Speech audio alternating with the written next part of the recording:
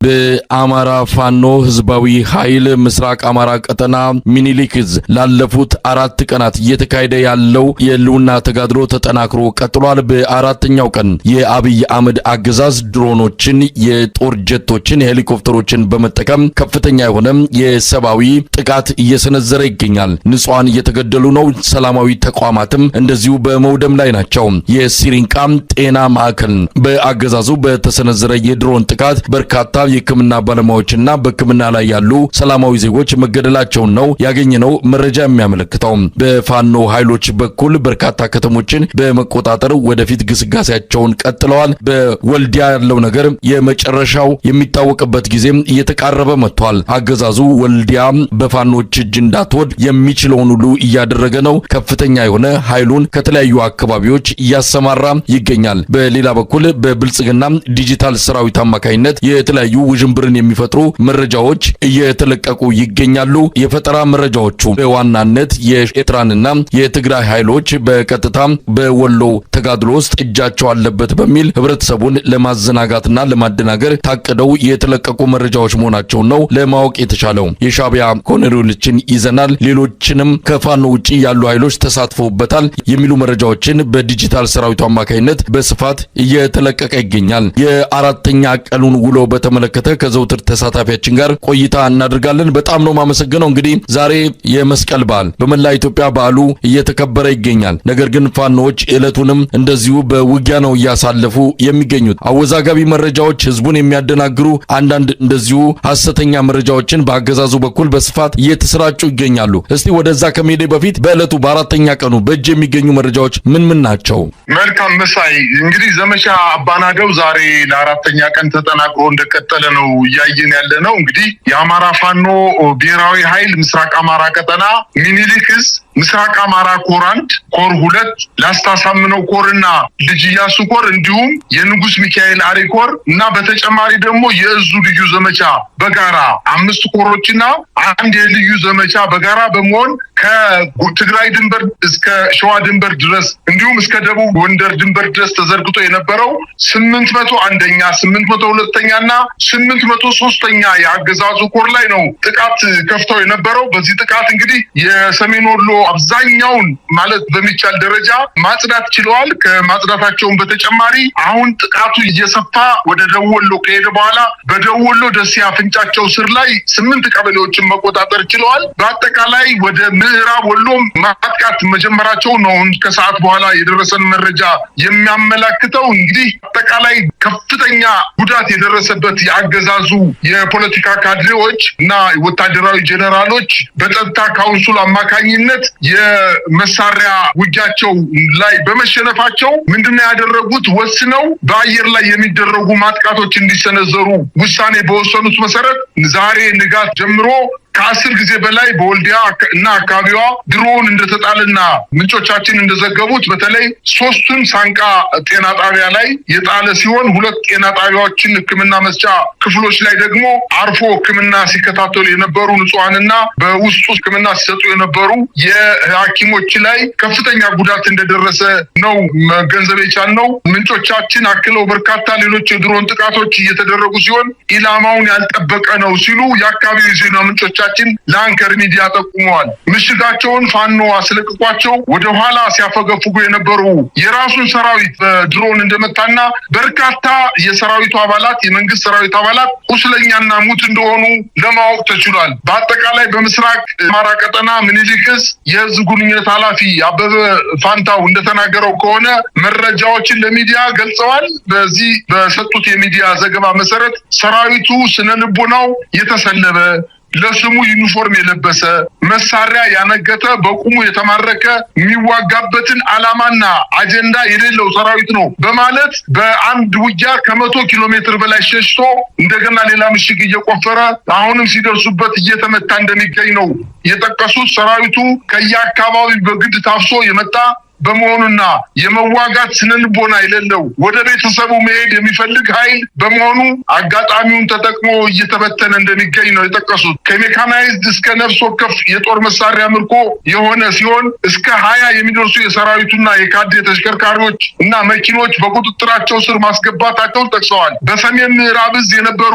61ኛ 65ኛና 12ኛ እና ሌሎችም ክፍለ ጦሮች ከውጊያ ካርታ መሰረዛቸውንና ሙሉ በሙሉ መበተናቸውን አያይዘው ጠቅሰዋል። አክሎም አርበኛው ከ100 በላይ ኪሎ ሜትር ፈርጥጦ ወልዲያ እንዲሰባሰብ ካደረግነው በኋላ በርካታ የሰሜን ወሎ ቀጠናዎችን ነፃ ማውጣት መቻላቸውን ነው አያይዘው የጠቀሱት። በሌላ ዜና ትኩረት ሊደረግበት ሲያደርግ በደቡብ ወሎ 11 ወረዳዎችን ይዘን እንደ መካነ ሰላምና ደሴ ዙሪያ የወረዳና የዞን ከተሞችን ነፃ ለማውጣት ከፍተኛ እንቅስቃሴ እየተደረገ ነው በማለት ጠቅሰዋል። የአገዛዙ ሰራዊት አመቺ ወደ አንድ አካባቢ እንዲጠረነፍ በማድረግ እየመታ ነው እንገኛለን በማለት አያይዘው ጠቅሰዋል። በዘመቻ ደም አሊ አባናደው የፋኖ ሰራዊት የመዋጋት አቅም ያሳየበትና በአጠቃላይ ስርዓቱ ደግሞ ከፍተኛ የሆነ የሰራዊት መፍረስ እየተከሰተበት እንደመጣ ለማወቅ ተችሏል። በተለይ አርበኛው የወልዲያ ከተማ የስበት ማዕከል በመሆኗና ከተማዋን ላለመልቀቅ ከ10 በላይ ድሮን በጤና ጣቢያዎች ላይ እየተኮሰ ንጹሃንን መግደል መቻሉንና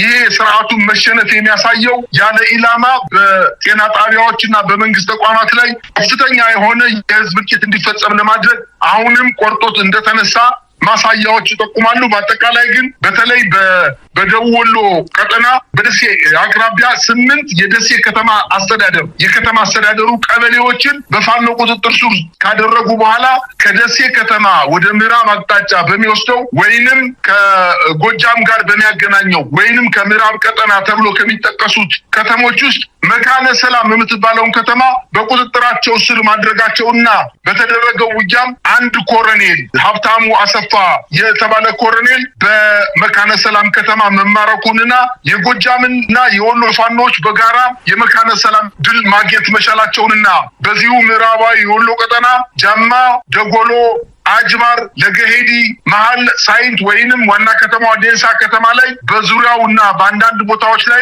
የፋኖ ኃይሎች ወደ ከተማው ዘልቀው በመግባት ከተሞችን መቆጣጠር መቻላቸውና በአጠቃላይ መከላከያ ሰራዊት ወልዲያ ላይ ራሱን እየተከላከለ ቢገኝም ወደ ሰሜን ሸዋ አቅራቢያና ወደ ጎጃም አቅራቢያ ያሉ አሁን የጠቀስኩት ከተሞች በፋኖ እየተያዙ እንደሆነና አሁን ዞን ተሻጋሪ የሆኑ የደቡብ፣ የምዕራብ፣ የምስራቅ ጎጃምና የወሎ ፋኖች በጋራ በመሆን የመካነ ሰላምን ከተማና አካባቢዋን ከሰራዊቱ የማጽዳት ስራ እንቅስቃሴ እያደረጉ እንደሆነ ነው መረጃዎች የሚያመላክቱት። በአጠቃላይ ባደረጉት የውጊያ እንቅስቃሴ ከ1000 በላይ የአገዛዙ ሰራዊት መደምሰስ መቻሉን ጠቅሰው ከ600 በላይ መማረክ መቻላቸውንና ከ800 በላይ ክላሽንኮቭ መሳሪያ መማረካቸውንና በርካታ ቁጥር ያለው ከባድና የቡድን መሳሪያዎችን መማረክ መቻላቸውንና ተተኳሹ ተቆጥሮ የማያልቅ መሆኑን እንዲሁ በአንዳንድ የውጊያ ቀጠናዎች በተለይ የ12ኛ ክፍለ ጦር ዋና አዛዥ የነበረው በከፍተኛ ደረጃ ቆስሎ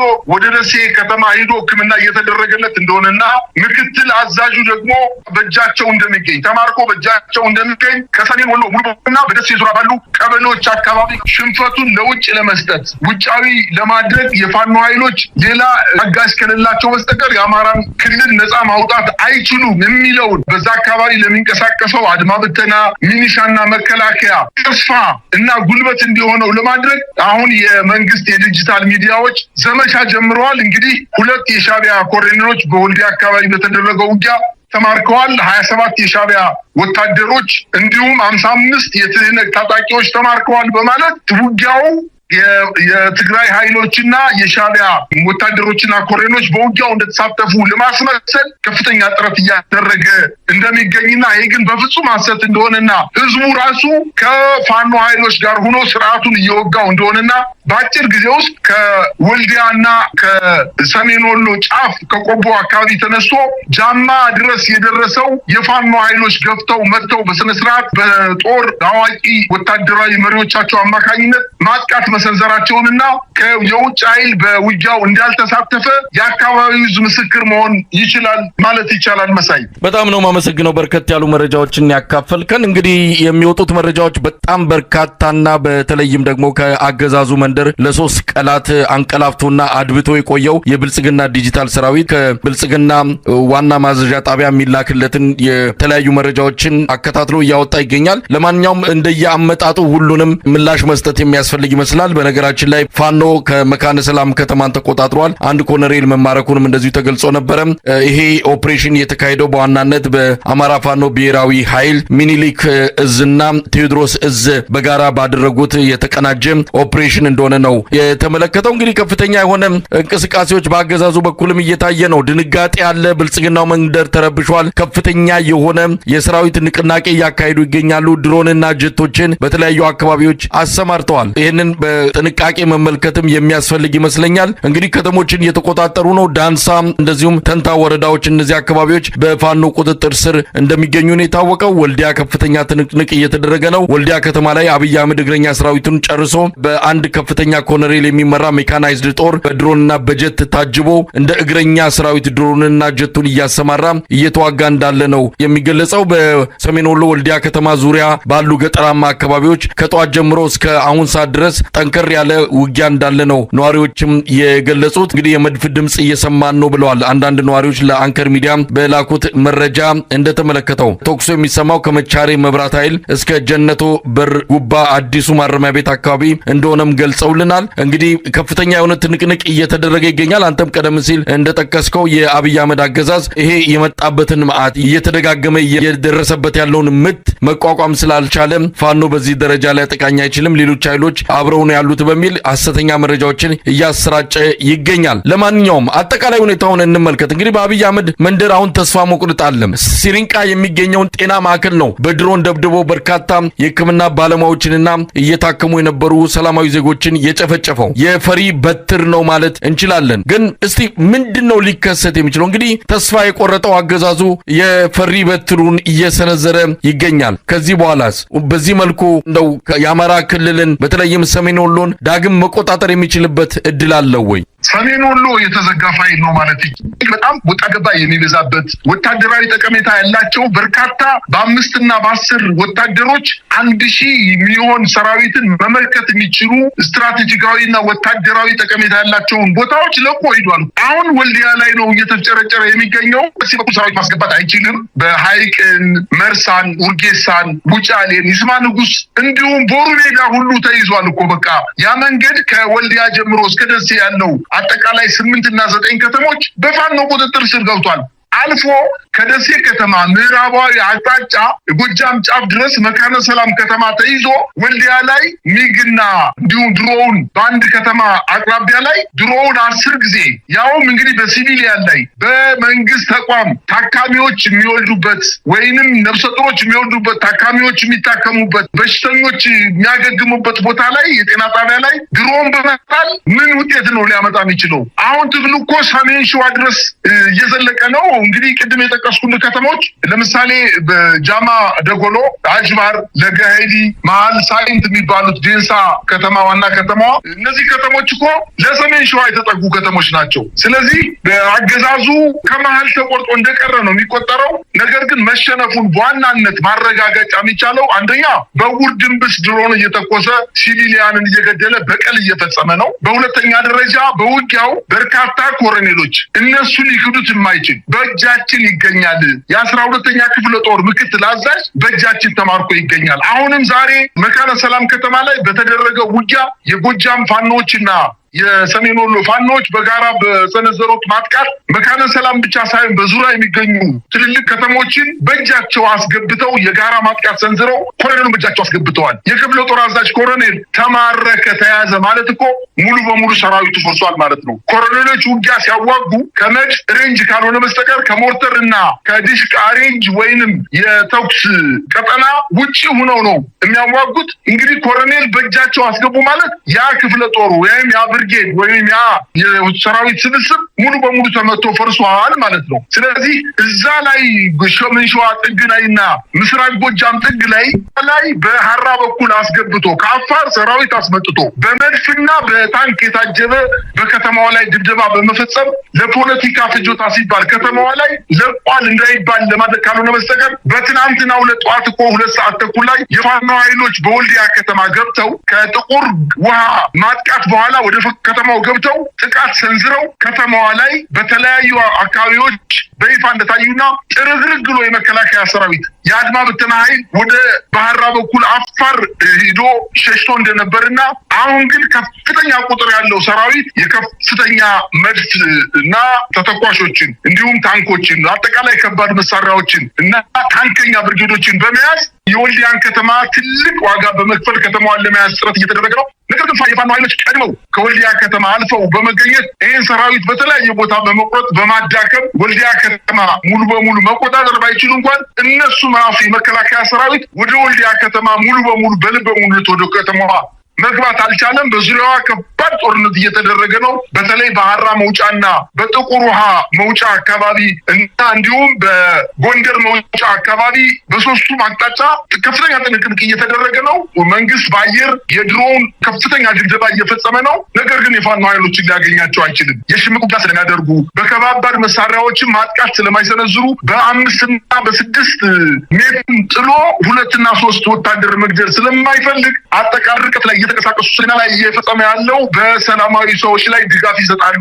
የአጠቃላይ የአማራ ህዝብ ድጋፍ እየሰጠው ነው ለፋኖ በማለት ፋኖን ሳይሆን ህዝቡን ደጋፊውን በመምታት የፋኖ ኃይሎች ተሳቀው ከከተማው እንዲወጡ ለማድረግ ከፍተኛ እንቅስቃሴ እያደረገ ነው። ኮሎኔል የተማረከበት፣ በሺዎች የሚቆጠሩ ወታደሮች የተገደሉበት፣ በመቶዎች የሚቆጠሩ ወታደሮች በእጃቸው ያጠፉበት እንዲሁም በተቆጥሮ የማያልቅ ተተኳሽ የብሬድ፣ የዲሽቃ፣ የሞርተር ቅንቡላዎች፣ የክላሽ ተተኳሽ መኪና ሙሉ በአጠቃላይ ወታደራዊ ተሽከርካሪዎች ከ16 በላይ የወታደራዊ ተሽከርካሪዎች በ3 ቀን የተማረኩበት የመከላከያ ሰራዊት ከእንግዲህ በኋላ አገግሞ የሰሜን ወሎ አካባቢዎችን መቆጣጠር ይችላል የሚል እምነት የለኝም።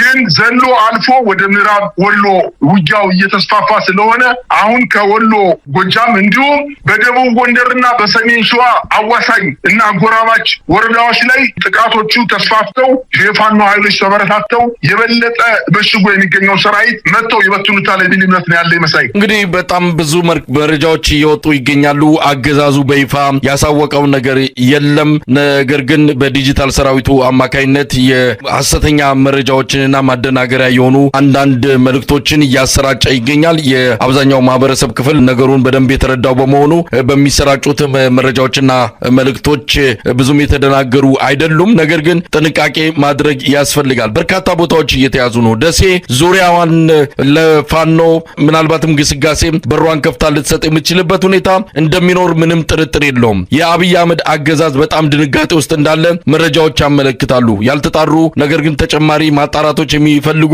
አንዳንድ ነገሮችን እየሰማን እንገኛለን። አገዛዙ በጣም ተደናግጧል። የሰራዊቱን አዛዦች ስለ ሁኔታው ስብሰባ ጠርቶ እያነጋገረ እንዳለም ሰምተናል። ስለዚህ ነገሮች ይለዋወጣሉ። በሚቀጥሉት ቀናት ውስጥ በጎጃም በጎንደርና በሸዋ ዳግም የወሎ ተጋድሎ ሲስፋፋ የሚፈጠረውን ነገር በታሪክ ቁጭ ብለን ለመታዘብ እድለኛ የምንሆን ይመስለኛል። ለማንኛውም አጠቃላይ ምን አለ መሳይ ሰራዊቱ አጠቃላይ ዩኒፎርም ለብሶ መንቀሳቀስ ስለሰጋ በሰሜን ወሎ እና በተለይ በደቡብ ወሎ አካባቢ የተመታው ሰራዊት ልብሱን እያወለቀ ክላሽ እየሰጠ የመከላከያ ልብሱን አውልቆ ክላሹን በመስጠት የሲቪል ልብስ በመልበስ ከአካባቢው መጥፋት ነው የሚፈልገው። በርካታ አሁን ዛሬ እንኳን የአንድ ኮር የምስራቅ አማራ ኮር አንድ በሚንቀሳቀስበት አካባቢ የደቡብ ወሎ አካባቢ በርካታ ስናይፐሮችና 6 ክላሾች ለገበሬ ተሰጥቶ ነው የተገኘው። መጣው አስረክበዋል። እነዚህ የመከላከያ ሰራዊት አባላት የያዙትን መሳሪያ ዩኒፎርማቸውን አውልቀው ወደ ቤተሰቦቻቸው መሄድ ነው የሚፈልጉት። አለዚያም ደግሞ ከበባ ከተፈጸመባቸው ለፋኖ ኃይሎች እጃቸውን መስጠት ነው የሚፈልጉት። አጠቃላይ ስርዓቱ በተለይ የመከላከያ ሰራዊቱ እጅግ በጣም ተረብሿል። እንግዲህ ምክንያቱ ምንጩ ምን እንደሆነ ለኛ ለሰሚዎቹ ግራ ነው ያጋባው። ምክንያቱም በላይ ነው አዳዲስ መረጃዎች እየመጡ የሚገኙት። እንግዲህ ደቡብ ወሎ ላይ ጥቃት ተፈጸመ፣ ቦሩ ሜዳ ላይ ከፍተኛ ውጊያ ተደርጎ የቦሩ ሜዳ ከተማ የፋኖ ኃይሎች ተቆጣጠሩ ተብሎ በትናንትናው ዕለት ተዘግቦ በጣም ከፍተኛ ርቀት ባለው በ80 እና በ90 በመቶ ኪሎ ሜትር ርቀት ላይ የሚገኙት እነ ጃማ ደጎሎ፣ አጅባር፣ ለጋሃዲና ዴንሳ ከተማ እንዲሁም መካነ ሰላም ከተማ በፋኖ ቁጥጥር ስር ገቡ ሲባል እንዴት ነው ተቀናጅተው ይህን ያክል ኪሎ ሜትር ተከታትለው ሂደው የመከላከያ ሰራዊቱን እየመቱት ያለው ለማለት የሰው ልጅ በእግሩ ሂዶ 100 ኪሎ ሜትር ሂዶ አጥቅቶ ምሽጉን ሰብሮ የመከላከያ አስወርዶ እንደ ከብትና እንደ በግ በአጠቃላይ እንደ ቆላ ከብት አሰልፎ ሲነዳው ማየት በጣም ለአእምሮ ለመቀበል በጣም የሚከብድ ነገር ነው። ነገር ግን ስርዓቱ አጠቃላይ ከፍተኛ ስጋትና ፍርሃት ተፈጥሮበታል። በተለይ ከወሎ ወደ ጎጃም የሚወስደው በመካነ ሰላም አድርጎ መርጦ ለማርያም አድርጎ ሞጣ የሚገባው መንገድ ለበርካታ ጊዜ በህዝብ ላይ ከፍተኛ በደል ሲፈጸም ነበረ። ምናልባትም 1 ዓመት ሆኖታል ያ መንገድ ዘግቶ ህብረተሰቡ ማዳበሪያ እንዳያገኝ፣ ህብረተሰቡ በዛ አካባቢ ሕክምና እናት ነፍሰ ጡር የሆነች እናት ሕክምና እንዳታገኝና በሰላም እንዳትወልድ ለማድረግ የኢንዱስትሪ ግብአቶች ወደ እነዚህ ከተሞች እንዳይገቡ ለማድረግ መንገዱን ለ1 ዓመት ዘግቶ ህብረተሰቡን ከፍተኛ ስቃይ ውስጥ ሲከት እንደነበረ ይታወቃል። ዛሬ ይሄ መንገድ የመካነ ሰላም ከተማ በፋኖ ቁጥጥር ውስጥ ገባ ማለት በዛ አካባቢ ገበሬው በነጻነት የፈለገውን ማድረግ የሚችልበት ነገር ስለሚፈጠር ራሱ ገበሬው ከፋኖ ኃይሎች ጋር ሆኖ ሰራዊቱን በዛ አካባቢ የተበተነውን ሰራዊት ጉሮሮን እያነቀ ለመከላከያ ለፋኖ ኃይሎች እንደሚያስረክ ስርዓቱ በደቡብ ወሎ እና በሰሜን ወሎ ብቻ ሳይሆን በጥቂት ቀናት ውስጥ በአማራ ክልል ምናልባትም ሰራዊቱ በሁለት እግሩ የማይቆምበት ብቻ ሳይሆን ከክልሉ ወጥቶ የሚሄድበት ሌላ ነገር ምክንያት ፈጥሮ የሚሄድበትን መንገድ እያመቻቸ እንደሆነ ነው ማየት የሚቻለው። ምክንያቱም መሳይ ከፍተኛ የሆነ የድሮን ድብደባ በአንድ ከተማ ላይ መፈጸም ህዝቡንን ለመበቀልና አጠቃላይ ተስፋ እንዲቆርጥ ለማድረግ ካልሆነ በስተቀር ወታደራዊ ጠቀሜታም የለውም። የወልዲያን ከተማ በቁጥጥራቸው ስር ቢያደርጉትም እንኳን ቢያደርጉትም እንኳን ከመሀል ላይ እንደ በውቅያኖሱ ላይ እንደሚገኝ ደሴት ሰራዊቱ በየት በኩል አድርጎ ነው ግብአት ሊያስገባ የሚችለው? ምግብ፣ ሎጂስቲክስ፣ ተተኳሾችን ሊያስገባ የሚችለው በየት አድርጎ ነው? ምክንያቱም ፋኖች አልፈው ደሴ ከተማ ፍጫ ስር ላይ ያሉ ወልዲያ ከተማ ላይ ይህን ዋጋ የሚከፍለው ፖለቲካዊ ፕሮፓጋንዳ ለመስራት ካልሆነ በስተቀር ሌላ ወታደራዊ ጠቀሜታ የለውም። ነገር ግን ሰራዊቱ ፈርሷል። ይልቅ የፋኖ ኃይሎችን በጣም ጠንቅቄ ማሳሰብ የምፈልገው ነገር እያንዳንዱ የፋኖ ሰራዊት በሚገባበት ከተማ ላይ ተሰብስቦ አንድ ቦታ ላይ እንዳያድር። ከዚህ በፊት በጋሸና አካባቢ የትግራይ ወጣቶች ወይም የትግራይ ኃይሎች ከውጊያ በኋላ ተሰብስበው በሆቴሎች በዛፍ ስር 200-300 ሆነው ለረፍት በተቀመጡበት ሰዓት በርካታ የትግራይ ተወላጆች በድሮን አልቀዋል ያኔ።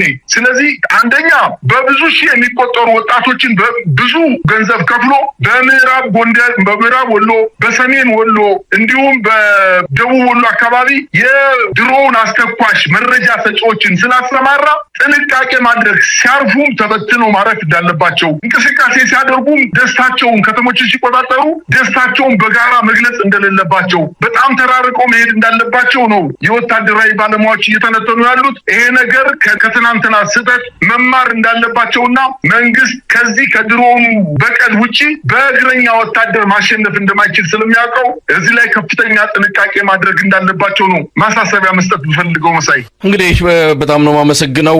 መረጃዎች አሁንም እየመጡ ነው። ሰብሰብ አድርገን ደግሞ በነገው ዝግጅት እንመለሳለን። 61ኛ 65ኛና 12ኛ ክፍለ ጦሮች እንዲሁም ሌሎች ከካርታ መሰረዛቸውን ነው ከአማራ ፋኖ ብሔራዊ ኃይል የምስራቅ አማራ ቀጠና ሚኒሊክ እዚህ ያገኘነው መረጃ የሚያመለክተው። እነዚህ ክፍለ ጦሮች እንግዲህ ከካርታ ላይ ተሰርዘዋል ማለት በተመደቡበት ቦታ የሉም የሚል ድምዳሜ እንድንሰጥ የሚያደርግ ነው። ያው ብልጽግና በራሱ ድሮን የራሱን ሰራዊት እየደበደበ እንደሆነም ተሰምቷል። በባለፈው አብይ አህመድ የሰጠው ማዕረግ እድገትም በብዙ ሁኔታ ውጤት ያመጣ አይደለም። ኩርፊያና የበለጠ አሉታዊ ነገሮችን ይዞ እየመጣ እንዳለ ነው የሚሰማው። ደሴ ዙሪያ ገባው በፋኖ መዘጋቱ እየተነገረ ነው። በከተማው ዙሪያ ፋኖ ጥብቅ ቁጥጥር እያደረገ ነው። የፍተሻ ኬላዎችም መዘርጋታቸው መሆናቸውን የሰማነው። የደቡብ ወሎ ዞን ካድሬዎች አንድ ሁለት እያሉ ከተማዋን ለቀው እየወጡ እንዳለም ነው የሰማነው። የደሴ ከተማ ብልጽግና ከሚባል ነው አጠቃላይ ስርዓት ራሱን የሚያጸዳበትና ነጻ የሚወጣበት ጊዜ እየጠበቀ እንዳለም በአካባቢው የሚነገሩ የሚሰሙ የህዝቡ አስተያየቶችን እየሰማን ነው። ቀደም ሲል አንተም የጠቀስከው አለ በወልዲያ ዙሪያ የህግ ማስከበር እርምጃ 2 የሻዕቢያ ኮሎኔሎች 27 የሻዕቢያ ወታደሮች እንደዚሁም 55 የህወሓት ታጣቂዎች ተማርከዋል የሚል ይህንን ድል ለማኮሰስና ጥላሸት ለመቀባትና ሌሎች ኃይሎች ያሉበት የሚል እንደው ደጋፊዎቻቸውን ለማጽናናት እንዲህ አይነት ሐሰተኛ መረጃ እየፈበረኩ እያሰራጩ ይገኛል። ምንም ሆነ ይምን የትንፍጭው ዱቄቱን አምጪው ነው። እኛ እስከምናውቀው ድረስ በሻዕቢያም ሆነ በህወሓት የታገዘ ትግል አይደለም። ይሄ ራሳቸውን ችሎ በራሳቸው አቅም የሚደረግ ትግል ነው። ለማንኛውም ዋና ውጤቱ ነው።